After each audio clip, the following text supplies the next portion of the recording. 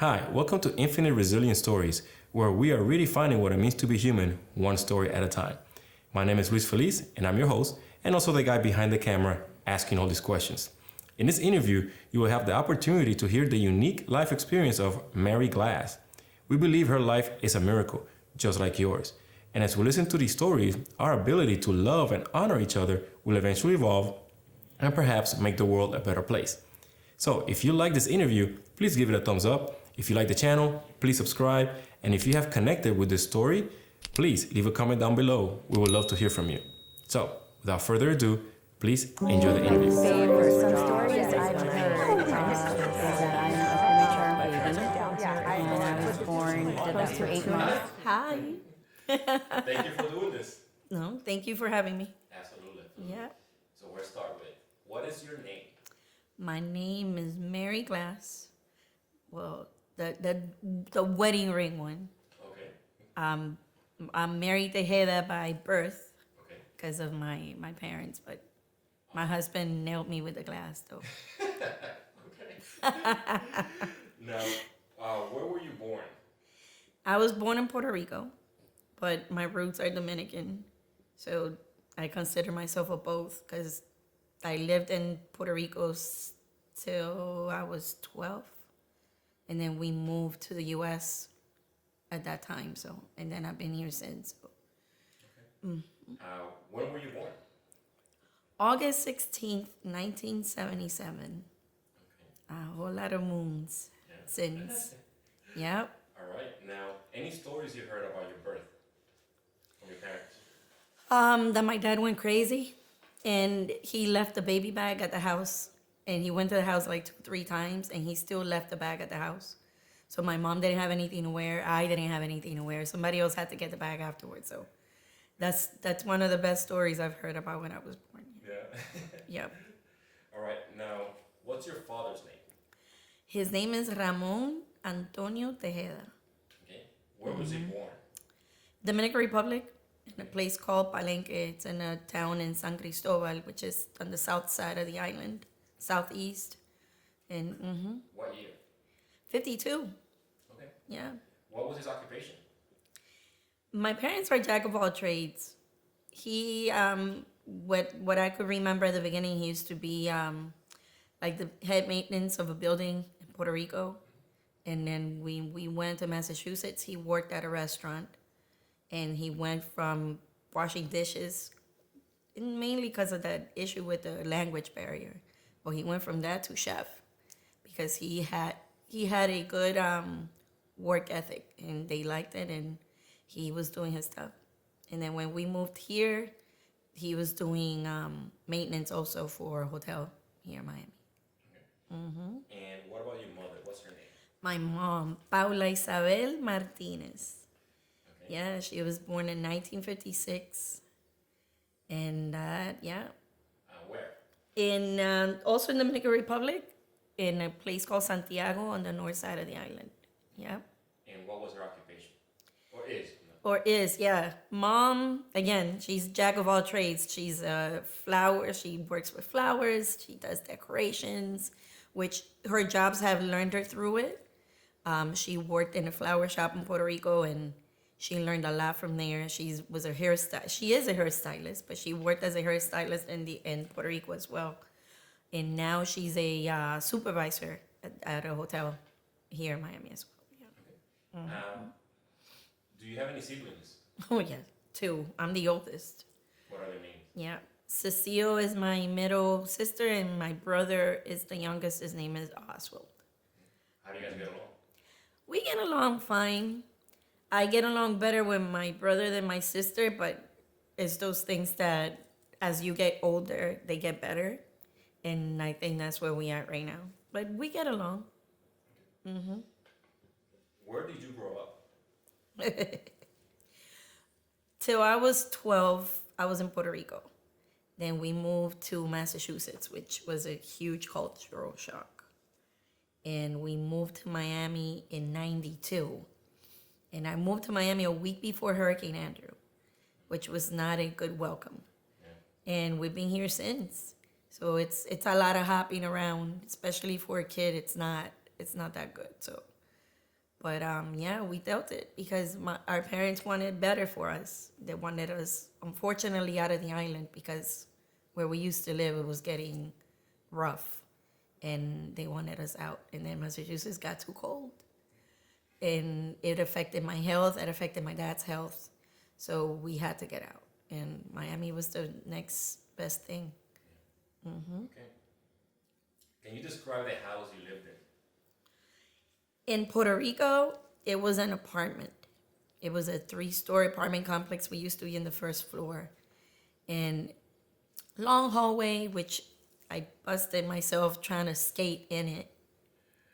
Things kids do. But it was awesome. Windows were open at all times. I knew about air conditioning after I got here. So it wasn't that bad for us to, open our windows. We had a good childhood there. Then in Massachusetts, the house that we lived in mostly, we lived on the first floor too, and it was nice. It was nice there. And then here in Miami, we moved around, but the one place that we lived the most, we lived there like 10 years. It was huge backyard, plenty of parking, which is weird in Miami sometimes. But yeah, we lived there for 10 years and it was cool. Can you describe the games you played growing up? Wow. Jumping the rope, hide and seek. I used to play, I don't know how I was saying in English, but canica. Canica, yeah? Like marbles. Marbles, yeah. Because I was kind of tomboyish. So I learned a lot of stuff like doing the yo-yo and all that mess and dodgeball and all of that stuff. So it was a lot of running around, bikes, swings, climbing trees, climbing fences. Yeah, I have the scars to prove that, yeah, we were crazy kids. Oh, yeah. If you had to describe your childhood with one word, what would it be? I would say awesome. Yeah. Our parents did everything that they could for us to be good. I mean, even moving out of a place that they had good jobs, they were good financially, they had a good place to live, and they got out for us. So I don't think as a kid I never had an issue as a kid. Unfortunately, things as adults that's when things come down the pipe. But as a kid, we had an awesome childhood. Yeah. What sort of things did your family celebrate? Wow, what didn't they? Us Hispanics just need a reason to put some party and some food and make a party. Birthdays, holidays. Whoever came from the island, oh yeah, let's make a meal or whatever. Yeah, I think everything. Birth of a child, baby showers. Like my mom, she loves doing like parties and arranging and things like that. So we just need an excuse. But mainly birthdays. We're huge in birthdays. But I mean, I plan around birthdays so I could be with my family. But yeah, holidays, birthdays, especially Christmas, New Year's Eve. And yeah, I did the mistake once of leaving for New Year's Eve to New York with my family in New York City. Never again. After that, I gotta stay home. You feel that emptiness when you're used to it, especially when you come from the islands. And here it's not the same, but when you come from Puerto Rico or DR, the holidays are different. You need your family. So yeah. So can you describe one typical celebration? One typical? Yeah, describe one of these celebrations. What's happening? What happens No, with? what's happening, yeah. Okay. You can pick one, Christmas, birthdays, pick one and describe. Wow.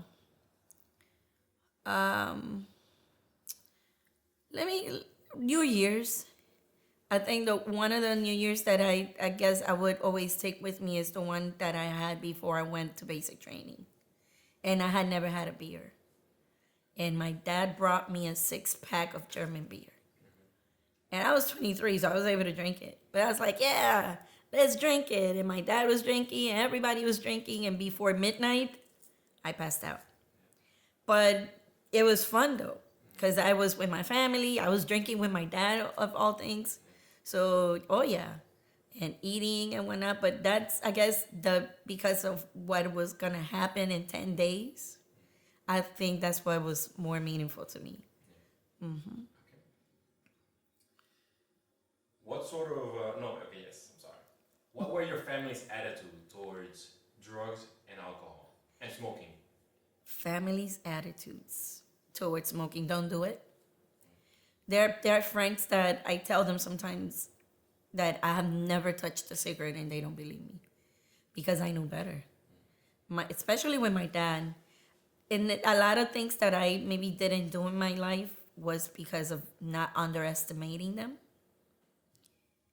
on what they told us. I didn't want to just make him see that we were not listening to them.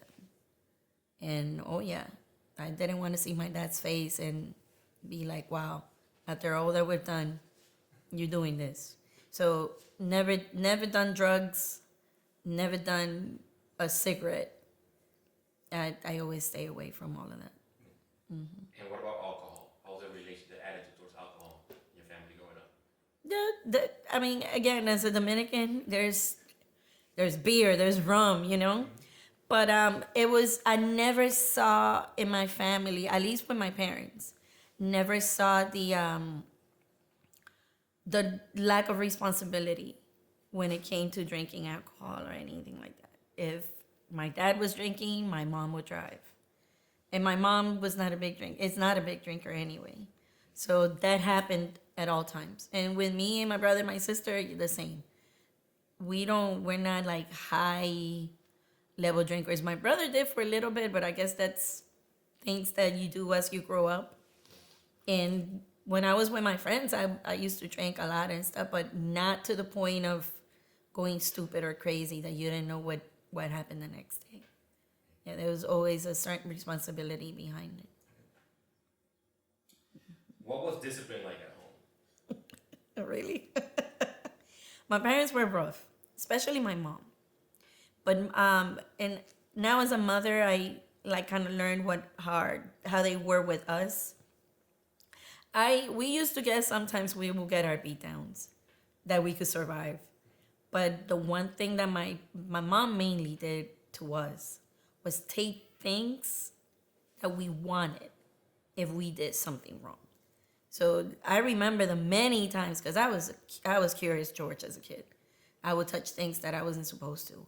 And when my mom will find out, I will get in trouble. And if I wanted to go to a party, I wanted to see a movie, nope. Go to your room. And yeah, after that, I always learned not to do it. Not to go for that thing again, because then if I wanted to do something, I knew I was going to be taken from it. So, and I do that with my son now. Mm-hmm.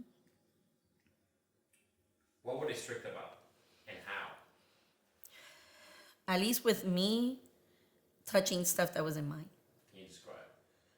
Well, the biggest one. My mom had a pair of beautiful, tri-color gold earrings. And I was going to a party that day, a birthday party. I was maybe 8 or 9. And I wore them without permission. So I went outside and I was playing, roughing around. And my mom came home. Like, hey, what you doing? Oh, yeah, we're waiting for the party, to go to the party. She's like, oh, yeah? Where's the other earring? Like, one earring on. And there were her earrings without permission. She's like, look for the earring. If you don't find them, you're not going to the party. I'm like, oh, snap. And I don't know how many things I had done that day after I wore them. And I lost it. And I had to get locked up in my room while my brother and my sister went to the party. And the worst part is, like I told you about the windows, you could see through. And from my bedroom window, I could see where the party was, because it was on the 3rd floor. and I would be able to see all the kids in my neighborhood going to the party except me. That was the best one, and maybe the last one that I was like, no, I can't do this again. I cried, and I did not go because I lost that earring. She didn't let me go at all. So I didn't touch again. But my brother and my sister, they were used to get more beatdowns than me. I knew better because I was the oldest. But I was very curious. So with me, it was just of those things that I wanted, she'll take. Thank God I didn't get that many beatdowns. Yeah. All right. Where did you go to school? In Puerto Rico, I went to school. Elementary, it was a little school called Alejandro Tapia. Then I went to La Libre in Puerto Rico, La Libre de Música, and I played the violin. Yes. You might know a friend of mine. Oh yeah. I went there, and when we left, it was 89, and I did 7th grade and half of 8th grade in La Libre in Atorrey, Puerto Rico. Then I went to middle high in Massachusetts. I did my second half of my 8th grade, then went to a technical school called Lynn Tech. And then here in Miami, I went to South Miami Senior in Miami. It was a lot of jumping around, which I didn't like. Because I remember one of the places that we first lived here was far from the school. And they wanted to change us. I was like, Mom, please, don't do it. Because it was a lot of hopping around in less than 4 or 5 years. And for kids, that's rugged because you get used to friends and stuff, and then you got to leave everything behind. And I didn't like it at all. Yeah. What about after high school? After high school, I went to Miami-Dade. I was going to do an accounting major. And when I saw that I had to take that big old test that I don't even remember what they call it anymore, I'm like, this is not for me. It's too many books. And I didn't know what to do. My grades were failing because the interest was not there anymore. And I found the military. And I decided to go. My brother was a Marine already. My boyfriend then was in the Army. And I decided to go. I just got some feedback from both of them, and I just said, you know what, this is what I'm going to do. And I joined in January of 2001. Then 9/11 came, and the rest is history. But I injured my back while I was in, and I had to get out in 2004. So How'd you injure? I fell. I fell twice. When I was in basic training in some high beam, I slipped and fell on my back. And when I was in AIT, at one point, something happened with the drill sergeant, and he called us back, and I was in the shower. And I sped to my room to change, and I slipped on that waxy floor, and I slipped on some rubber sandals, wet rubber sandals, and I messed up my SI joint. And when I went to my active duty station, I was trying to still, do physical stuff, but it was impossible. And they told me that I wasn't going to be able to get my next rank, which was E5. I wanted to at least be a sergeant before I got out.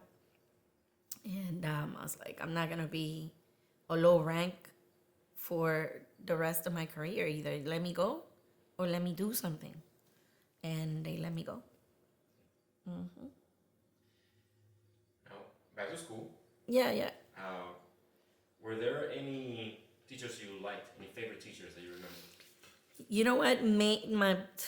I wish I could find this lady in Puerto Rico in my elementary school, my math teacher, Miss Cotto. And I think because she taught me responsibility, because one day they gave us homework and I forgot it. And they used to spank you with a ruler. And I was crying before she got to me. She's like, why are you crying? And she hit me. That was the first and last time. And I was always on point with my stuff. And then it's crazy because I love math. I just didn't do the homework. I forgot. I was, a kid. It was third grade. And ironically, when I graduated from sixth grade, I got a medal from that class. So, but I loved her though. She was like 6 feet tall, thick, big lady. And she was cool. I loved her. Yeah. So you share something about the culture in Puerto Rico with teachers. Yes. Can you share that? How was that growing up, knowing that your teachers were allowed to spank you? I had no problem. Well, I guess now I could think about it like that. Because what kid wants to get spanked? But they didn't like beat you up to the point of bruising you or anything. It's just a beating, like a spank. Like I'd spank my kid like that. I don't fist them up. She had a big wide ruler, but she just went like that. But I guess it was more the embarrassment because it was in front of the kids than anything else. But she was the only teacher that did that. I didn't see any other teacher do that though. But looking back, my parents didn't have an issue. I didn't have an issue either, because I'm going to tell my parents, oh, Miss Cotto hit me. What did you do? That's the first thing that's going to come out of their mouth. But no. Now, if I have somebody now do that to my son, I guess because I'm a mom now, I think I will see it differently. But I didn't have a choice to have an issue then. Yeah. So, yeah. Okay. Yeah, any teachers you did not like? Any teachers I did not like? Let me see. Oh, yes. My geometry teacher, 10th grade. Because I did. It was never good enough. And I don't understand why to today. Because if you give me an assignment, I'll do the assignment. It was always a with my stuff. I didn't like her. And that's the only class I had a C when I was in high school. And I didn't want to take my report card to my house because my parents didn't believe in C's and D's. And I got my only C in my life maybe from that lady. I didn't like her. In geometry, I hated it as much as I liked math. That's why I know I couldn't be an architect or an engineer. Because I didn't like physics and I didn't like geometry. I'm like, no, I can't do it. Okay. Yep. Okay. What games did you play in school? Any sports? No. I like baseball. But I was never introduced as a kid to play sports. My brother was always the one that was doing sports, and my mom would always try to put us in dance or anything like that, which now as an adult, I regret that they never did that because I love sports. But as a kid in 80s, you never had a team that had girls playing. I saw that here in Massachusetts. I was like, why didn't they let me play? And they do it here, but in Puerto Rico, I never saw that. So that's an unfortunate thing. If I guess if I would have been introduced, I would have been into maybe softball or anything like that. Yeah. Okay. What was your first paying job? My first paying job. I think Massachusetts, the technical school I used to go to, they had a program where you could choose one of the shops that they had there, and I went into graphic arts, and I used to get that little paycheck and go and buy my stuff and whatever, and I was on top of the world, 14, 15 years old with a paycheck. But yeah, that was my first one. Mm-hmm. From all the jobs you've had, what's been your favorite job? Out of all the jobs I've had, and I was talking about this the other day, ironically. I think I could split it into certain jobs. That's fine. Because my career became IT after I joined the military. So I guess on that aspect, being at the Coast Guard base, with the pallets and stuff, I used to love it because I used to learn something new every day. I was a little sponge, and fixing those things, it was crazy, but I loved it. I liked the thrill of trying to find out why something broke. I used to say that I wasn't a mechanic because I didn't want to get my nails dirty. But I love trying to figure out why something breaks and fixing it. But at the same time, I love customer service. And I worked in the airport. I had like 3 different jobs at the airport. And I worked for the county and I worked for American Airlines at the terminal. And the joy of helping somebody, even trying to find a bathroom, was good enough for me. It was rewarding, helping people get to a gate or finding their family or anything. It was awesome. All right. So then, what was your least favorite job? Oh, let's see. I've had so many jobs, it's just ridiculous. I worked as a ticket taker at the Miami arena. I don't know how long you've been in Miami. 10 years ago. Yeah, maybe it was gone. Now where they doing all the construction for that new train in downtown. And sometimes there's a parking lot for the American Airlines Arena. There was a Miami Arena there. And that's where the Heat used to play. And I applied. I'm like, oh, I'm going to see the games after I... You had to pick up those tickets manually, not like they do now with that little gun that they have, laser gun. You had to pick up the tickets from them, put them in this bag, count that the gate, the numbers, and you had to have the same number of the people with the tickets. God forbid you didn't have that stuff afterwards. But the worst part for me was that you were like in the basement of the arena and you could hear the game above you, technically. And you hear them, oh, and yay, and you couldn't be there. I love sports. I love basketball, baseball. Now I love football because of my husband. And going to that job, getting that job and thinking that you're going to see the games and then you're like, you got to go home after you finish this. It was horrible. I hated it. Yes. All right. Now, what do you do in your spare time?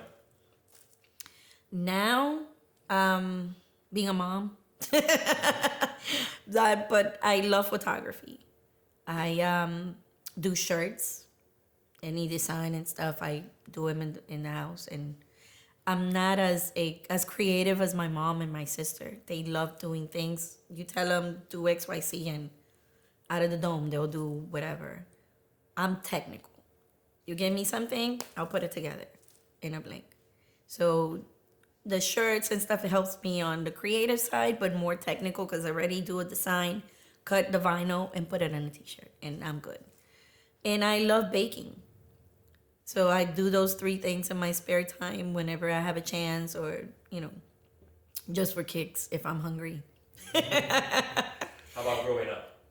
Growing up, man, I don't know. I guess because we lived in a place where all kids were out and about together, we were just playing constantly, biking around, and yeah. I don't think I had something specific that I liked to do as a kid. I did everything. Yeah.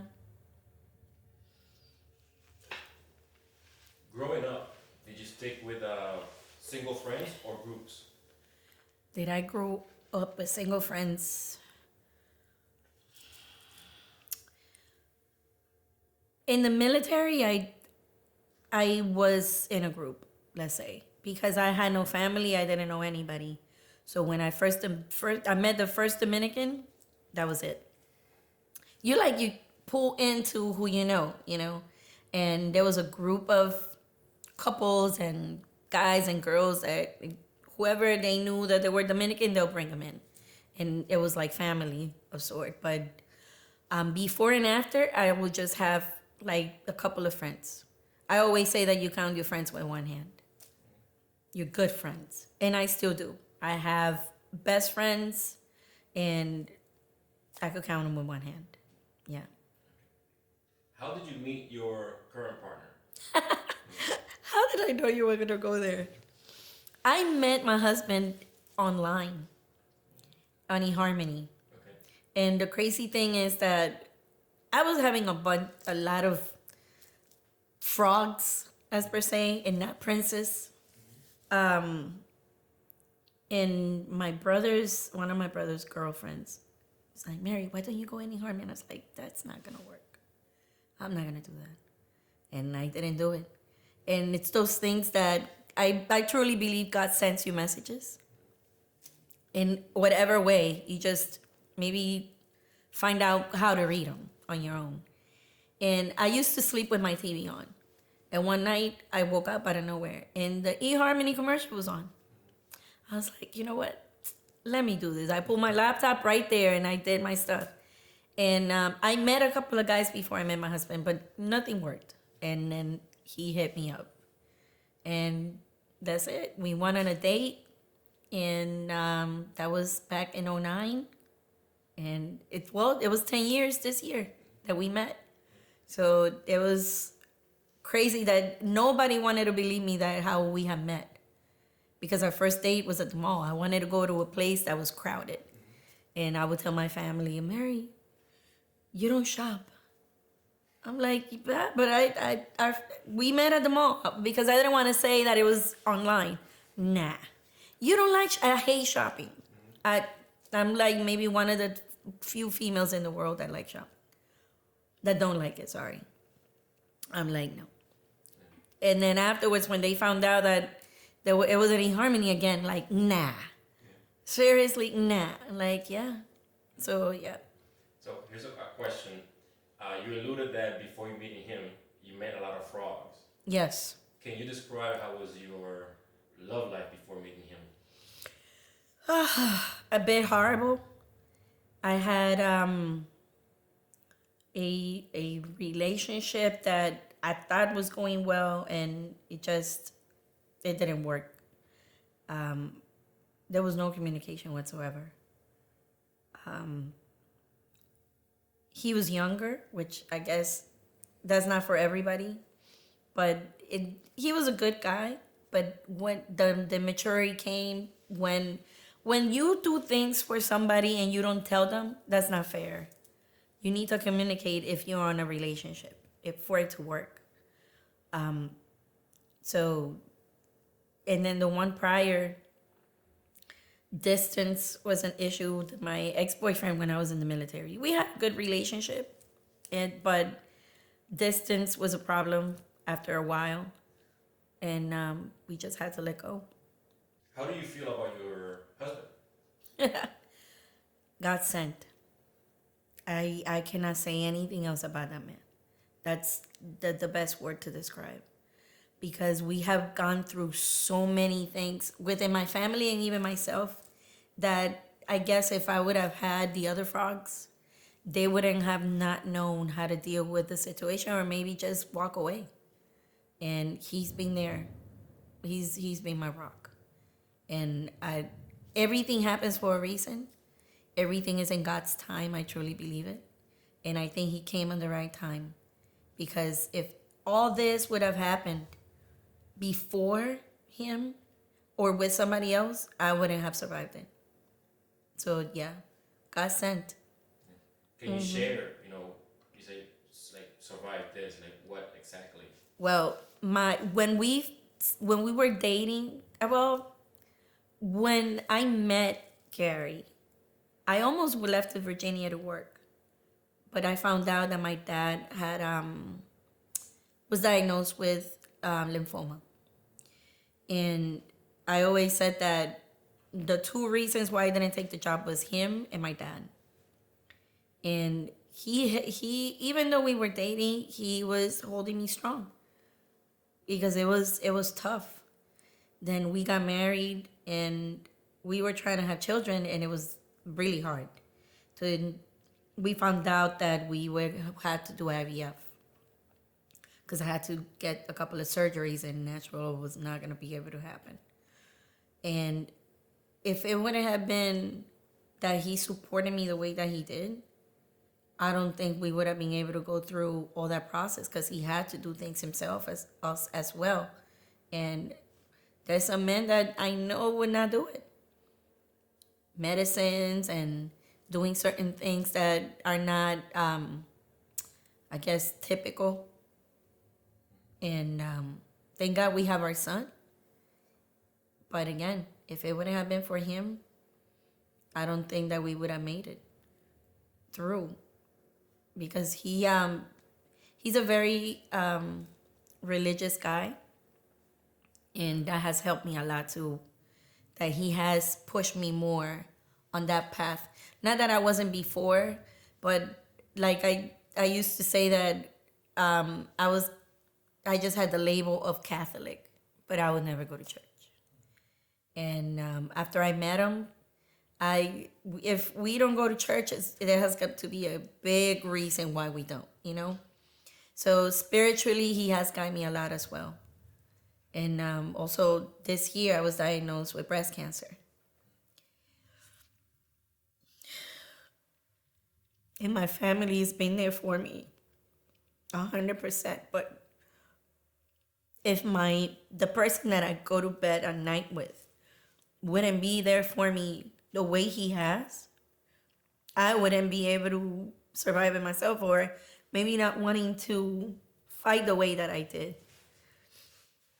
Sorry. No, that's okay. Thank you.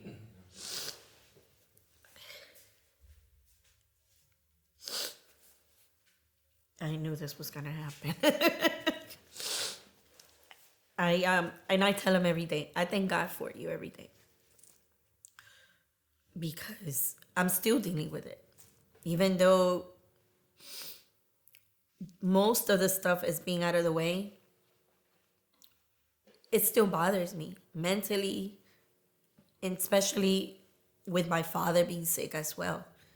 Because we found out that my dad was out of remission a week before I found out about my stuff. So it's been a rough year.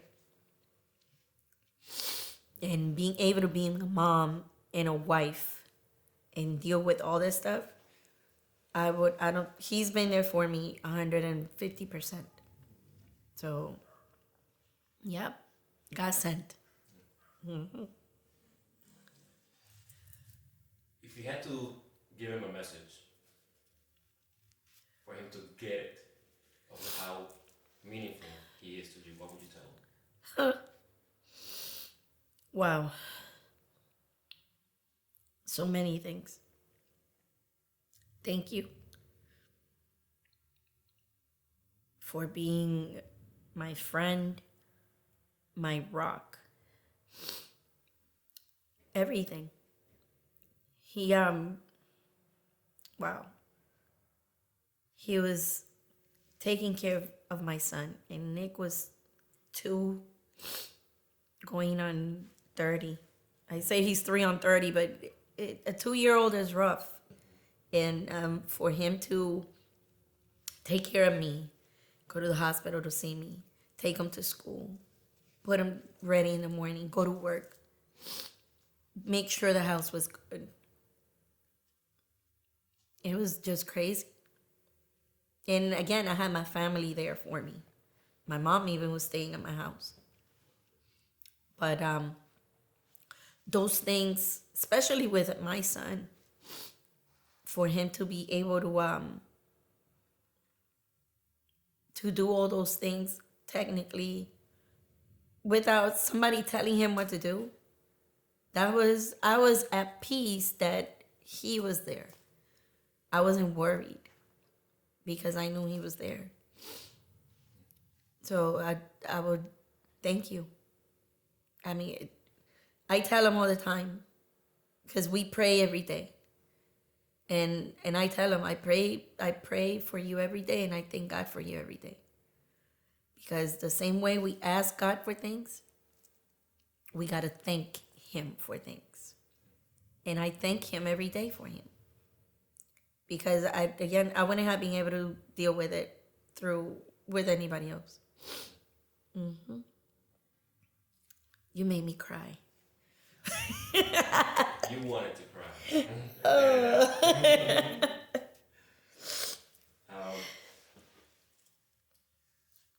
Did you have the same idea about having kids? What do you mean? Yeah.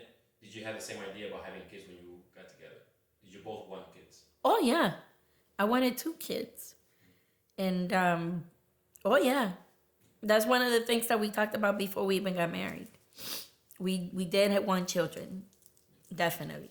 Even when we got our house, I used to say like, "Wow, I can't wait for kids to run around the hallway and hear them laugh and scream and do things, so the house could fill up." Oh yeah, I didn't want 3 though. We were 3. I was like, nah. My mom dealt with it. I wanted 2, but now I have 2. Let me see, 2 nieces and a nephew, and that's good enough for now. Who decides how the money's spent? I think he does. He's a finance major, and he does budgeting at work and stuff like that. So oh yeah, we, when it comes to finances, we always talk about what needs to get done, but any decisions money related, he brings them to me. It's not like I was talking about other relationships before. I wouldn't appreciate, even though that he is I guess the one that maybe deals more with the finance on our relationship, for him to take stuff on his own. Even that, he brings it to me before we make decisions together, and vice versa. Like can we do this together? Like right now, we're debating on our son doing baseball or soccer and stuff. So before we do that, we talk to each other, even on that smallest thing. So when it comes to the numbers, he's a number person. Oh yeah, big time. So we have a few more questions left. Sure. This is the big ones. Questions. Okay. Aye. Here you go. Have you ever told yourself there is something wrong here? With me? Anything. There's something wrong here. In any situation? The first one you can remember. There's something wrong here.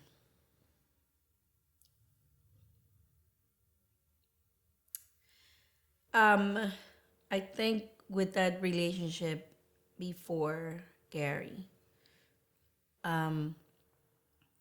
it's those things that you sometimes feel like you lose yourself to somebody, and when you realize maybe you're just in too deep,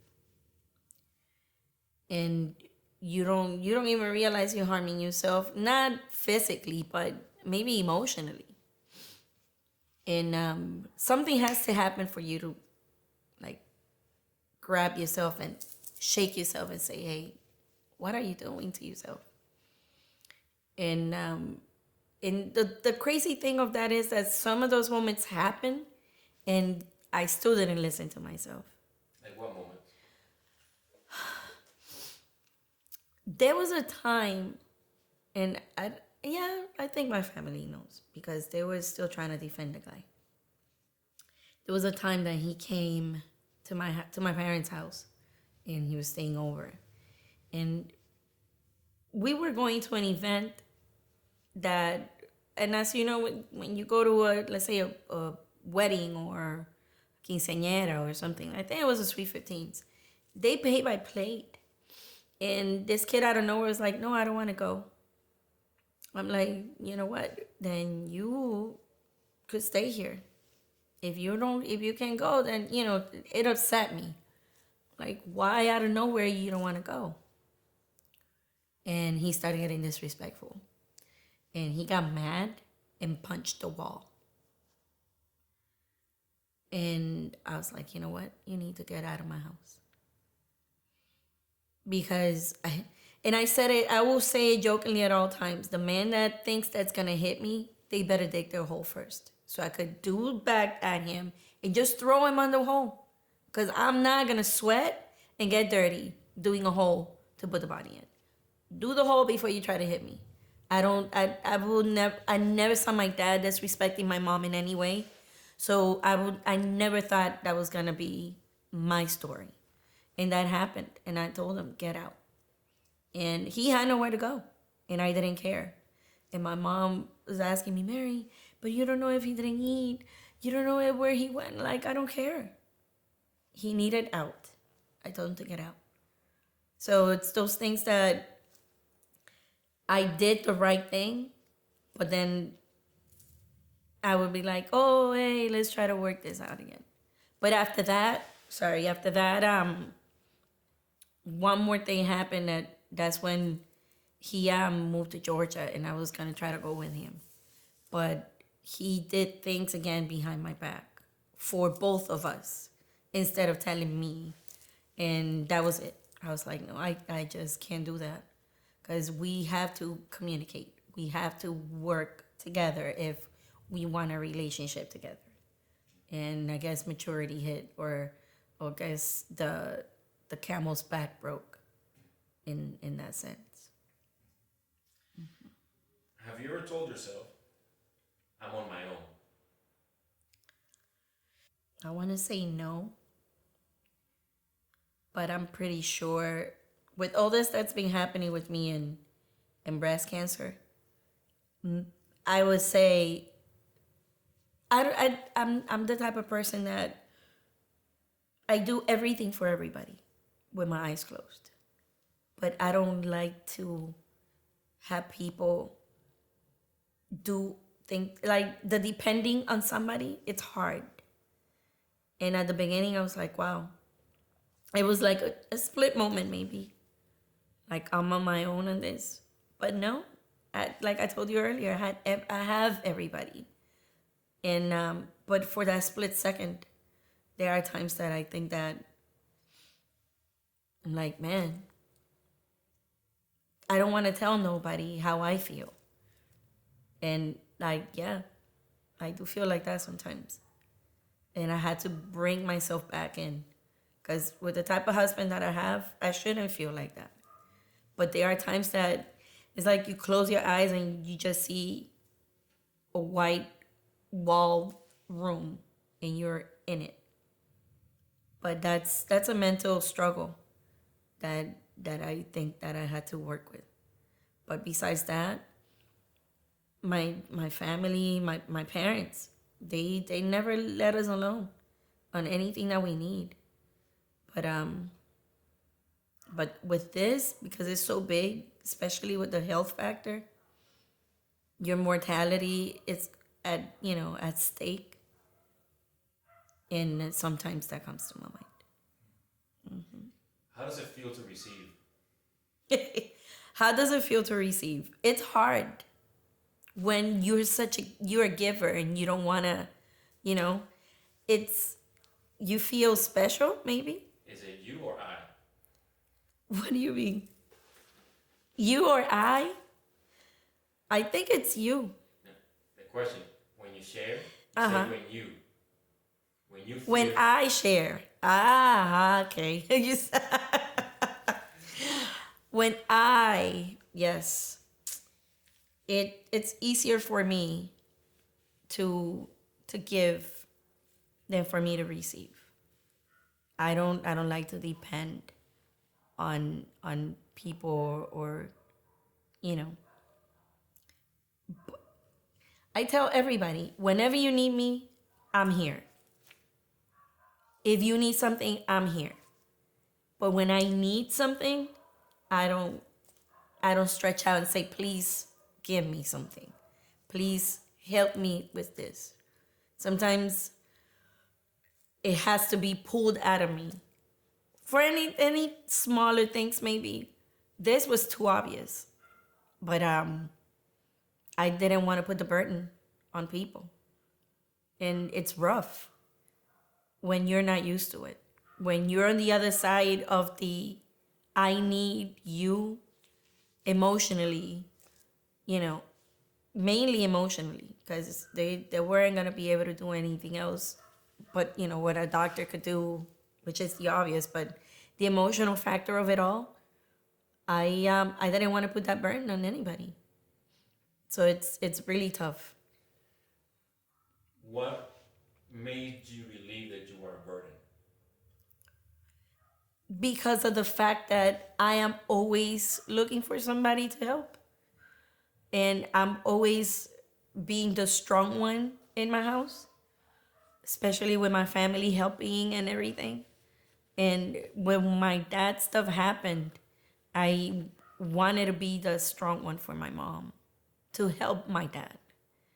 And I would take it home. And if I would cry in the car. I would cry in my house.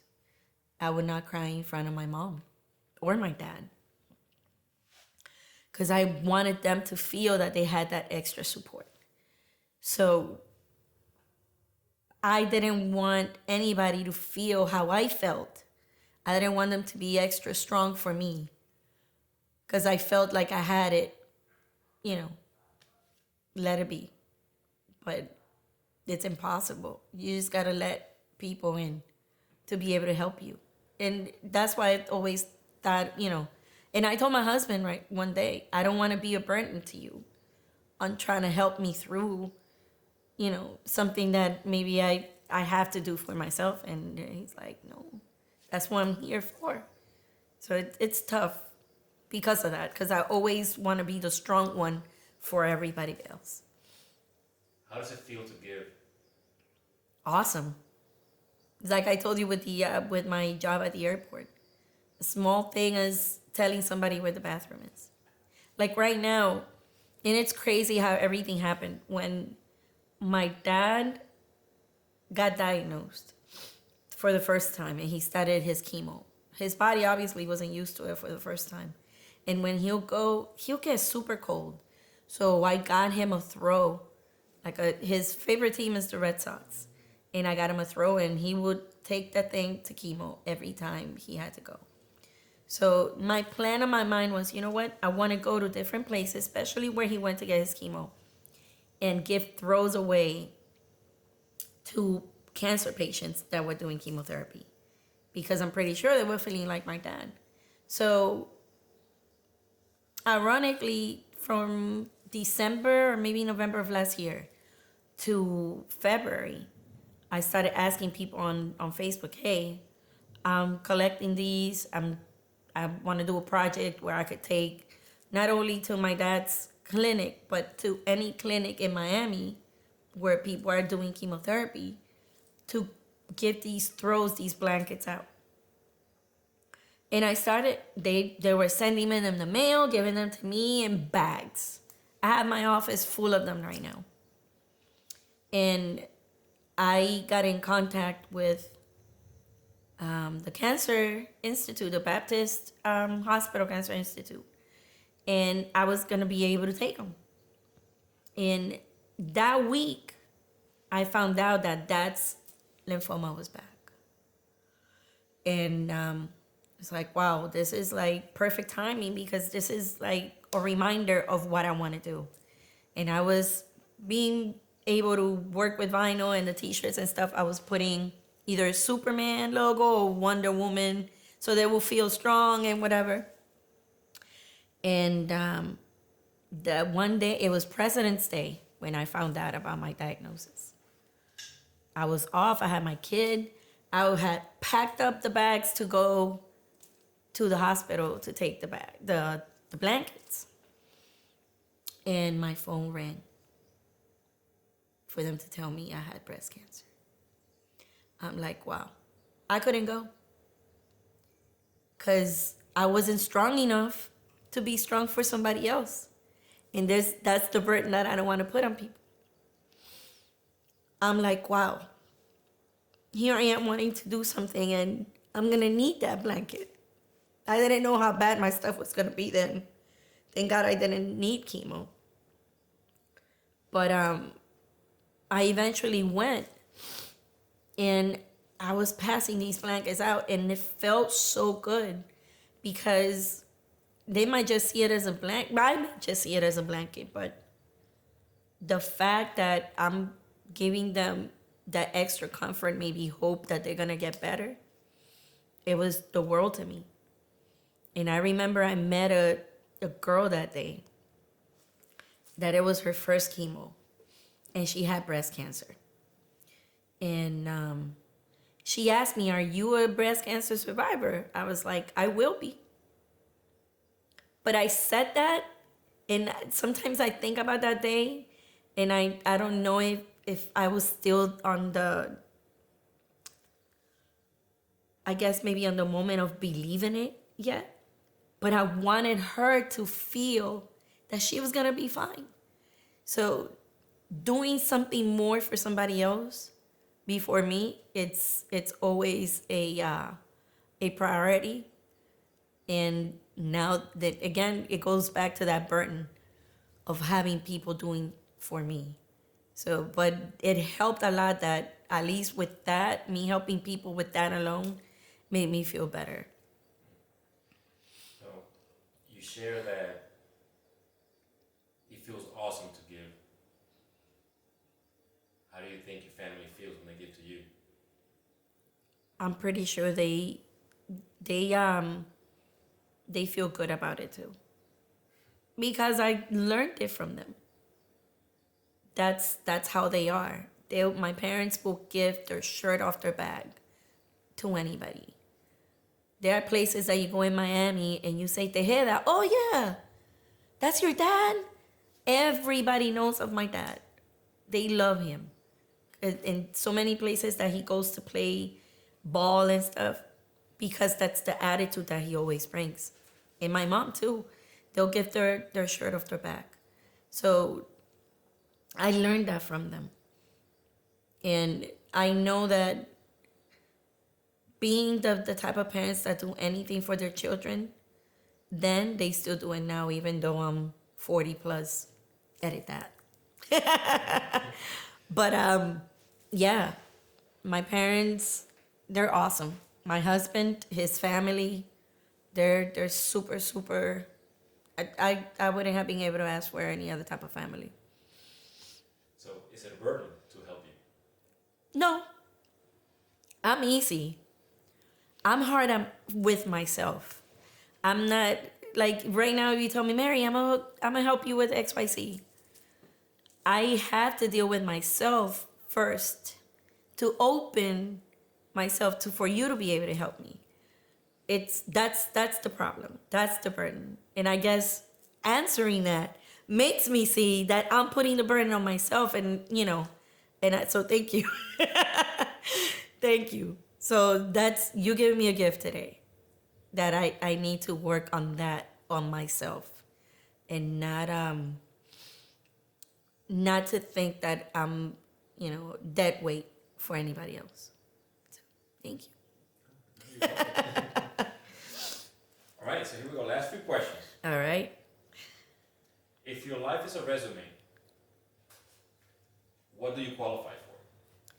If a life is a resume, Your life. if my life is a resume, what do I qualify for? Wow. Caretaker. The bullets will be responsible, on time, and not only on the physical aspect. I'm pretty sure, again, if you need me, I'll be right there on time for you. But definitely the caretaker. I mean, there'll be so many things on that resume though. But on time, caring, listener, good listener. I don't know. What would be your title? Ooh wee. You can make one up. I'm trying to be creative on that aspect with all the stuff that I've done in my life. I think I'll be the supervisor of trades. I don't know. A carrying manager, I guess. What's on your shirt? Warrior. I made this. I saw a shirt on TV and it had the whole thing, the regular A on it. And I was like, I mean, a warrior could be numerous things. People have different fights in their life, but this is mine. And I wanted to specify it a little bit more, and that's why I put that ribbon. And not only for me, but I lost a friend to breast cancer. And I think that's why I wanted to push myself to do this today on, I guess, maybe saying some of my struggle of what I went through with it. Because she had a lot of friends. She had a lot of family. And she decided to deal with it herself. And unfortunately, we lost her to it because she gave up on herself.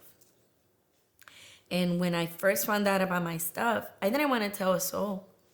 I told my close friends and my family. And still, a lot of my family do not know what I'm going through because I chose not to say anything.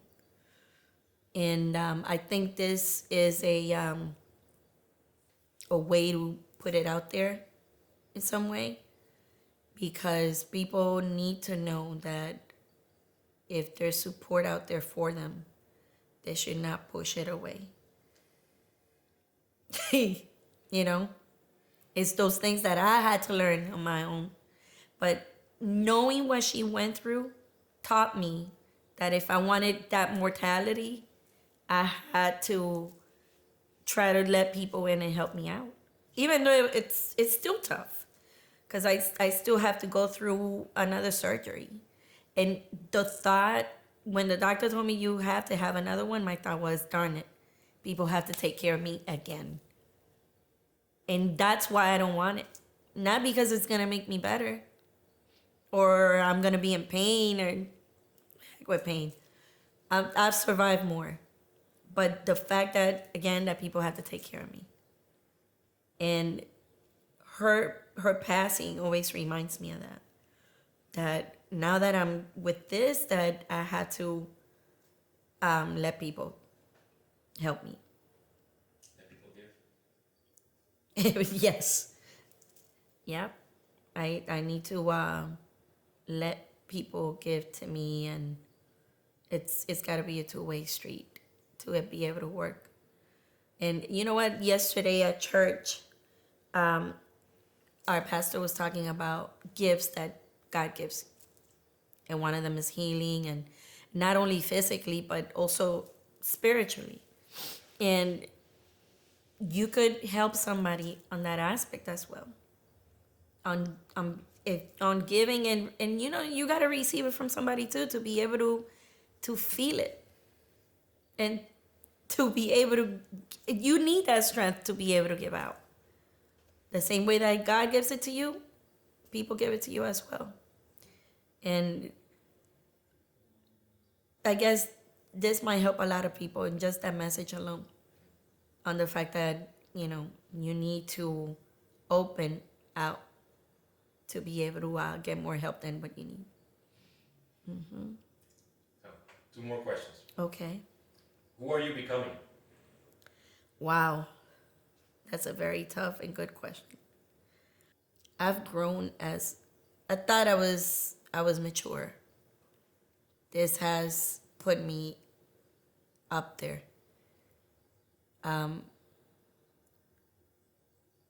Definitely more spiritual. I find myself meditating. I find myself talking to God even more than I was before. Being a mother and going through this at the same time puts a lot of things in perspective. And my maturity level has gone up a little bit more, because I got to think about things more before I do them. Because I'm a mom, because I'm going through this, or God willing, knock on wood, I don't have to go through it anymore. But yeah, I'm more mature than I was maybe last year. And that's a short time for somebody that's over 40 years old, and say that their maturity level has gone up some people think that because I'm a certain age, that you're mature. Nah, things make you stronger. This has made me stronger though, 100%. All right. So last question. See, So, I'm gonna fast forward 100 years from now, and hopefully this won't happen, but it will happen. And it is that we're gonna die. of course. Right? What's being said about Mary in her eulogy? Wow. Great wife, good cook.